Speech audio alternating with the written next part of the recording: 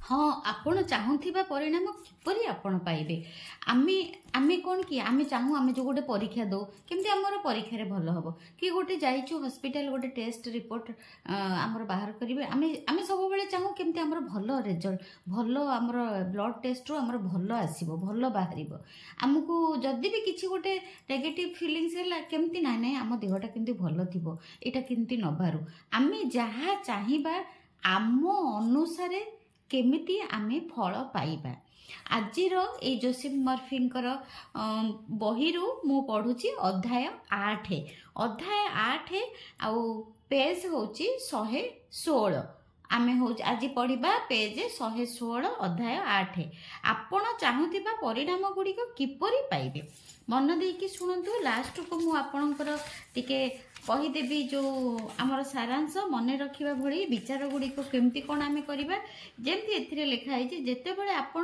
मस्तिष्क निश्चिंत थाए एवं आपण विचार को स्वीकार करे सेते बड़े आपण अवचेतन से ही विचार को सफल करने सब प्रकार चेष्टा करे आज पूरा मूलरू पढ़ा भल से बहुत इम्पोर्टेंट चैप्टर आपण पढ़ंतु सबु प्रार्थनार उत्तर मिले नहीं समस्ते यह जानिछंती अविश्वासी माने यहाको एक प्रमाण भावरे देखंती जे प्रार्थना फलप्रद हुए नहीं से माने टिके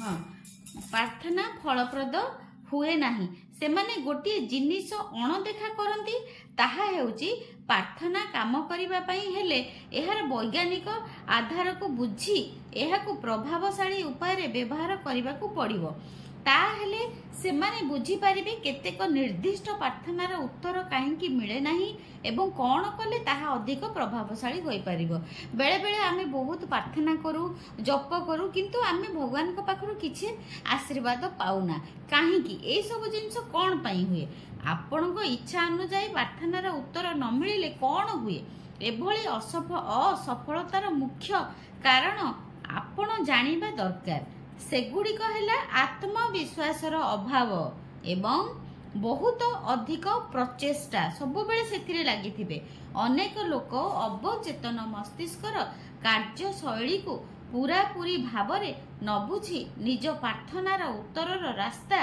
अवरोध कर दियंती आपण जेतेबेले जानिबे जे आपणक मस्तिष्क किपरि काम करिथाए सेतेबेले आपणकर आत्मविश्वास बढ़ी जिवो आपण मने रखिथिबा उचित जे जेतेबेले अवचेतन मस्तिष्क कौनसी चिंताधारा को ग्रहण करे से ता उपरे काम करिबा आरंभ कर दिए से निजर समस्त संसाधन एवं आपणक मस्तिष्कर सर्वोच्च स्तर पर्यंत जाई संपूर्ण मानसिक एवं आध्यात्मिक नियम को एही काम पूरा करिबा पई लगाई दिए विचार भल हेउ किंबा मंद एहा उभयंक पई समान भावरे लागू होई थाए एही कारणरू जदि एहाकु आपण नकारात्मक दिगरे उपयोग करिवे एहा दुख निराश संदेह असफलता आनी थाए एवं सकारात्मक दिगरे उपयोग कले सफलता एवं मानसिक शांति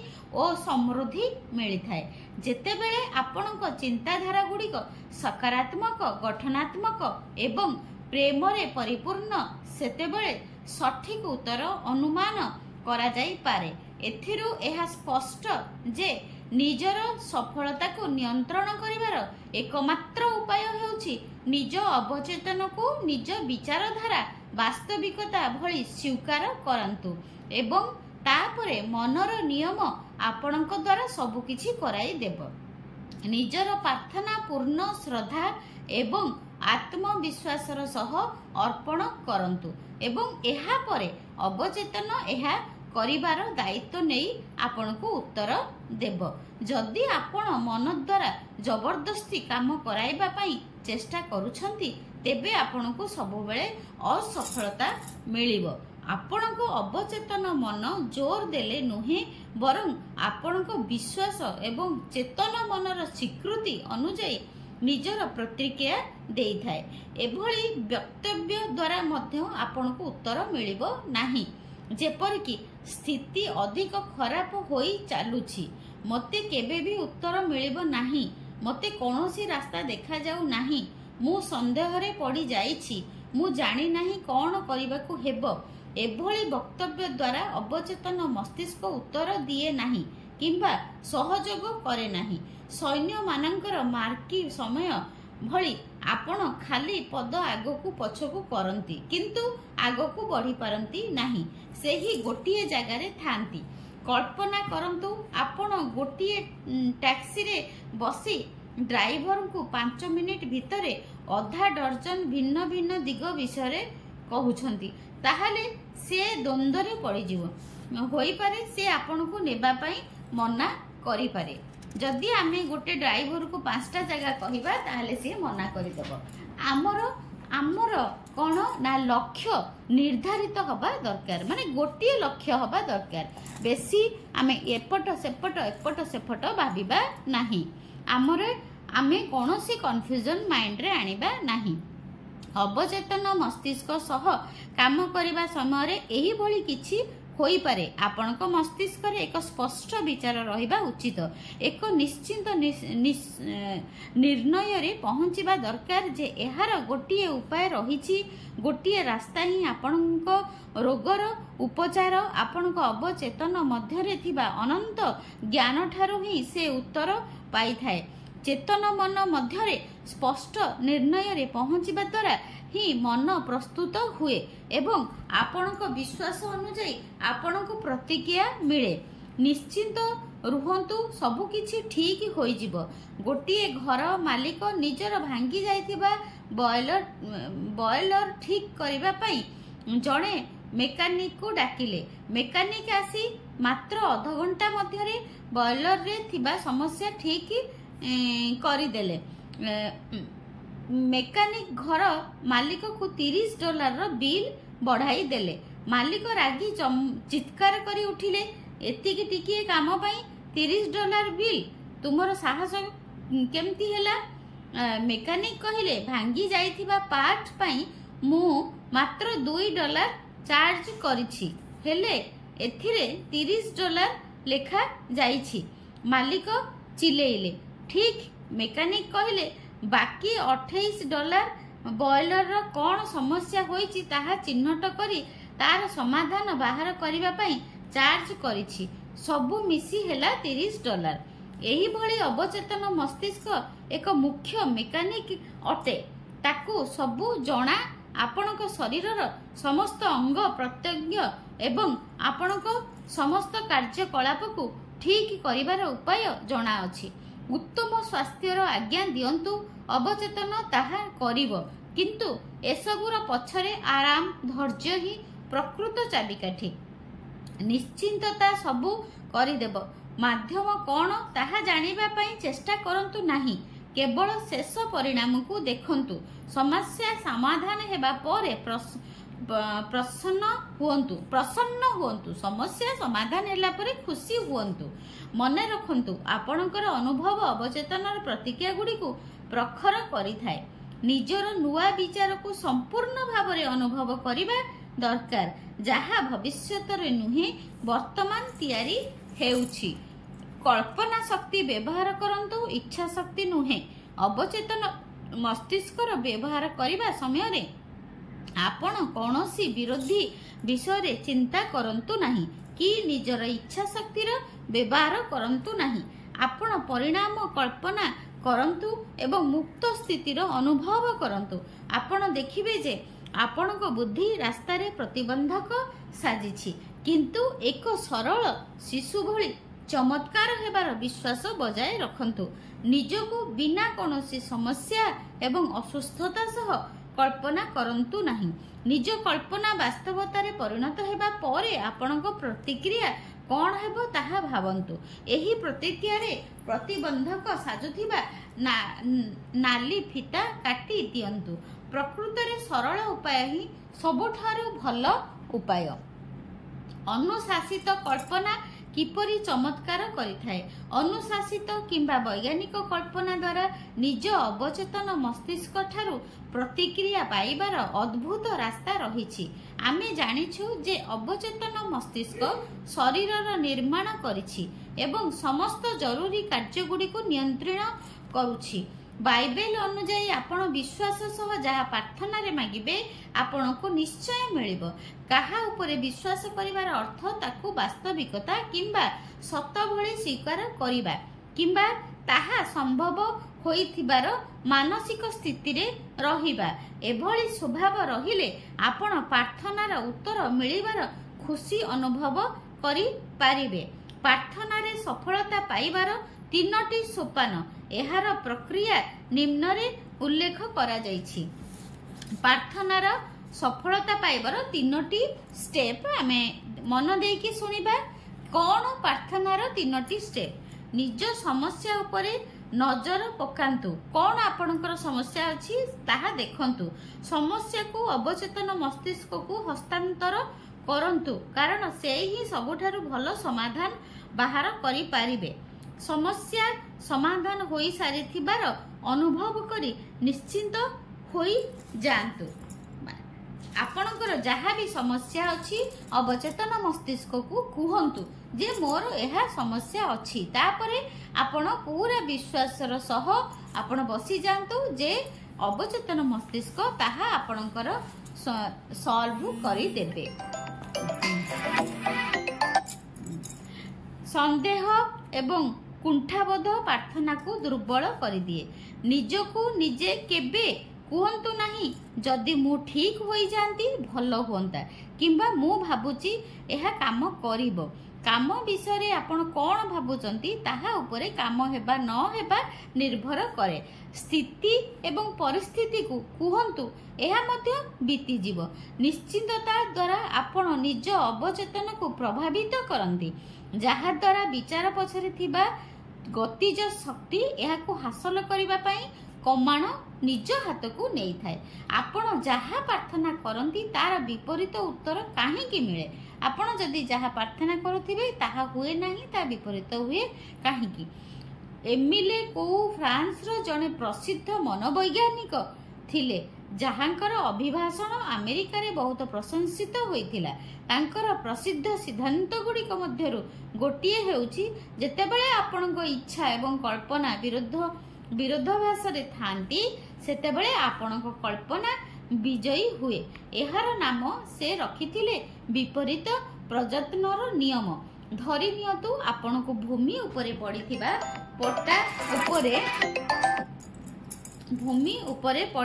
पट्टा उपरे चलिबा पई कुहा गला। आपण एहा अति सहजरे करिदेबे किंतु सेही पट्टा को 20 फुट उच्चरे दुईटी कांथ उपरे पकाई आपण को चलिबा को कुहा गले कोन आपण ताहा उपरे चली परिबे? बोधे हुए ना। आपण को चलिबार इच्छा को आपणकर तळे पड़िजिबा कल्पना विरोध करिवो। पड़िजिबार काल्पनिक विचार आपणको उपरे अधिक प्रभाव पकाइबो। आपणको इच्छा आपणकर पट्टा उपरे चलिबार चेष्टा को ओलटाई देबो।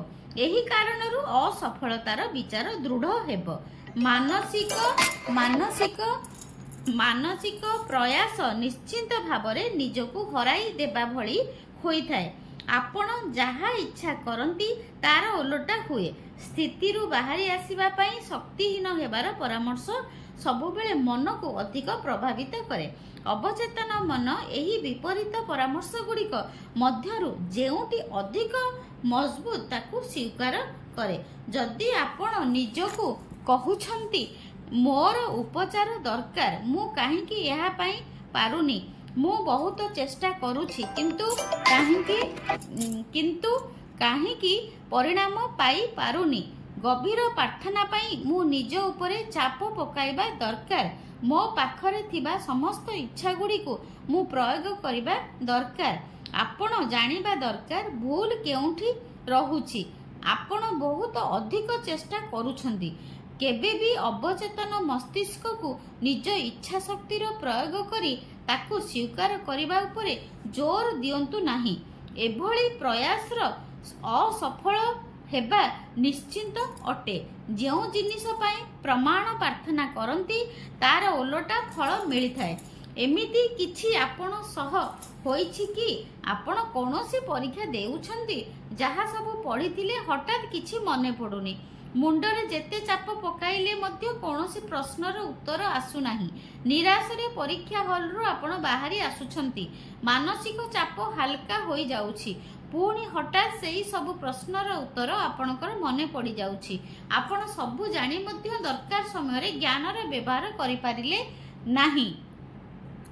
ଜବରଦସ୍ତି ମନେ ପକାଇବାର ଚେଷ୍ଟା ଅସଫଳତାର କାରଣ ହେଲା ବିପରୀତ ପ୍ରଯତ୍ନ। ନିୟମ ଅନୁଯାୟୀ ଆପଣ ଯାହା ମାଗନ୍ତି ତାର ଓଲଟା ମିଳେ।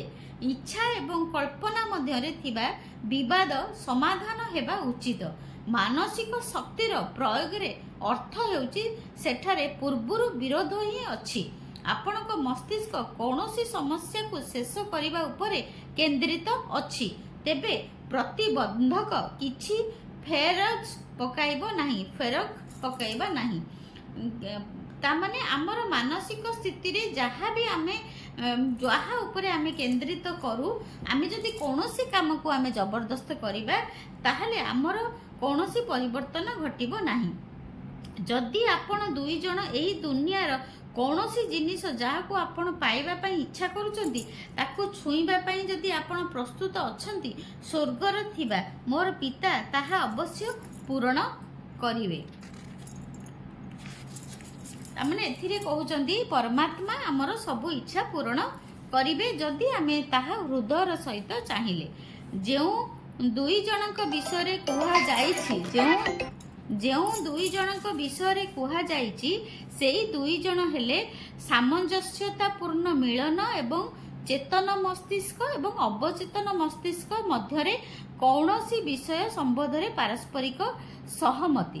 ଯେତେବେଳେ ଆପଣଙ୍କ ମନର ଦୁଇ ଭାଗରେ କୌଣସି ମତଭେଦ ନାହିଁ, ତେବେ ପ୍ରାର୍ଥନାର ଉତ୍ତର ମିଳିବ। ଉଭୟଙ୍କର ସହମତିରେ ଆପଣ ଏବଂ ଆପଣଙ୍କ ଇଚ୍ଛା, ଆପଣଙ୍କର ବିଚାର ଏବଂ ଅନୁଭବ, ଆପଣଙ୍କ ବିଚାର ଏବଂ କଳ୍ପନା, ଆପଣଙ୍କ ବିଚାର ଏବଂ ଭାବନା ଦ୍ୱାରା ମଧ୍ୟ ପ୍ରତିନିଧିତ୍ୱ କରାଯାଇପାରେ। ଆପଣ ନିଜ ଇଚ୍ଛା ଏବଂ କଳ୍ପନା ମଧ୍ୟରେ ସମସ୍ତ ମତଭେଦକୁ ଅର୍ଦ୍ଧନିର୍ଦ୍ଦିଷ୍ଟ ଅବସ୍ଥାରେ ସମସ୍ତ ପ୍ରୟାସ କମ୍ ସ୍ତରରେ ଥିବା ସମୟରେ ଦୂର କରିପାରିବେ। ଚେତନ ମସ୍ତିଷ୍କ ଯେତେବେଳେ ନିଦ୍ରା ଅବସ୍ଥାରେ ଥାଏ ସେତେବେଳେ ଗଭୀର ପ୍ରଦେଶକୁ ବହୁ ଦୂର ପର୍ଯ୍ୟନ୍ତ ଚାଲିଯାଏ।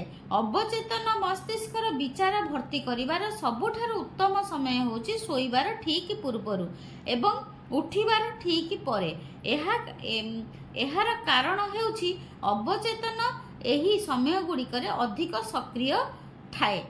ଅନେକ ଲୋକ ନିଜର ସମସ୍ତ ଦୁବିଧା ଏବଂ ସମସ୍ୟାର ସମାଧାନ ନିଜର ନିୟନ୍ତ୍ରିତ, ନିର୍ଦ୍ଦେଶିତ ଏବଂ ଅନୁଶାସିତ କଳ୍ପନାକୁ ଏପଟ ସେପଟ କରି ପାଇଯାଆନ୍ତି। ଏହି ଜ୍ଞାନର ସହ ସେମାନେ ଏପରି କରିପାରନ୍ତି ଯେ ଯେଉଁ ଜିନିଷର କଳ୍ପନା ଏବଂ ଅନୁଭବ ଏକ ସତ୍ୟ ପରି କରିବେ ତାହା ନିଶ୍ଚୟ ହେବ। ଏହି ଉଦାହରଣ ସ୍ପଷ୍ଟ ଉପରେ ଦର୍ଶାଇବ ଯେ କିପରି ଜଣେ ଯୁବତୀ ନିଜର ଇଚ୍ଛା ଓ କଳ୍ପନା ମଧ୍ୟରେ ଥିବା ମତଭେଦକୁ ନିୟନ୍ତ୍ରଣ କରିପାରିଲେ। ସାରା ଜିଙ୍କୁ ନିଜର ଆଇନଗତ ସମସ୍ୟା ଏକ ସାମଞ୍ଜସ୍ୟପୂର୍ଣ୍ଣ ସମାଧାନ ଦରକାର ଥିଲା, କିନ୍ତୁ ତାଙ୍କର ମାନସିକ ସ୍ତରରେ କଳ୍ପନା ସବୁବେଳେ ଅସଫଳତା, କ୍ଷତି, ଦେବାଳିଆ, ଦାରିଦ୍ର୍ୟତା ସମ୍ବନ୍ଧୀୟ ଥିଲା। ତାଙ୍କର ଏକ ଜଟିଳ ଆଇନଗତ ସମସ୍ୟା ଥିଲା ଏବଂ ଗୋଟିଏ ପରେ ଗୋଟିଏ ତାରିଖ ଆଗକୁ ବଢ଼ି ଚାଲିଥିଲା। କୌଣସି ସମାଧାନ ଦେଖାଯାଉ ନଥିଲା। ମୋର ପରାମର୍ଶରେ ସେ ପ୍ରତ୍ୟେକ ଦିନ ରାତିରେ ନିଦ୍ରା ଅବସ୍ଥାରେ ସୁଖମୟ ପରିଣାମର କଳ୍ପନା କରି ତାକୁ ଅନୁଭବ କରିବା ଆରମ୍ଭ କଲେ। ତାକୁ ଜଣାଥିଲା ଯେ ତାଙ୍କର ଜୋସେଫ ମର୍ଫି କହିଲେ ଯେ ମୋର ପରାମର୍ଶରେ ସେ ପ୍ରତିଦିନ ରାତିରେ ନିଦ୍ରା ଅବସ୍ଥାରେ ସୁଖମୟ ପରିଣାମର କଳ୍ପନା କରି ତାକୁ ଅନୁଭବ କରିବା ଆରମ୍ଭ କଲେ। ତାଙ୍କୁ ଜଣାଥିଲା ଯେ ତାଙ୍କର ମନର କଳ୍ପନା ଏବଂ ଇଚ୍ଛା ମଧ୍ୟରେ ସହମତି ରହିବା दरकार। शोइबा पूर्वरु से निज वकिलंक सह होइतिबा कथावार्ता एवं तार परिणाम विषय चिंता कले एवं सेगुडी को जीवंत भली देखिबार कल्पना कले। वकिल बारंबार कहूथिले एहा एक सामंजस्यपूर्ण समाधान थिला। एही मामलार समाधान कोर्ट बाहरे होई जाइछि। दिन बेले तांको मनरे डरर विचार आसिले से सेही काल्पनिक फिल्म देखिबा सुनिबा आरंभ करि दियंती। सेही मानसिक फिल्म से एते थर चालू कले जे साधारण रेल धारणा भली एक विषयनिष्ठ आकार बनिगला। किछि सप्ताह परे तांको वकील डाकी कहिले जे जहा किछि से कल्पना करुथिले वास्तव रे ताहा घटुथिला। अल्प दिन रे मामलार समाधान बिना बाधारे होई गला। मने रखिबा भली किछिटा इंपोर्टेंट पॉइंट। अत्यधिक प्रचेष्टा चिंता एवं डर जोगु आपनको उत्तर मिले नाही, निश्चिंतता द्वारा मिले।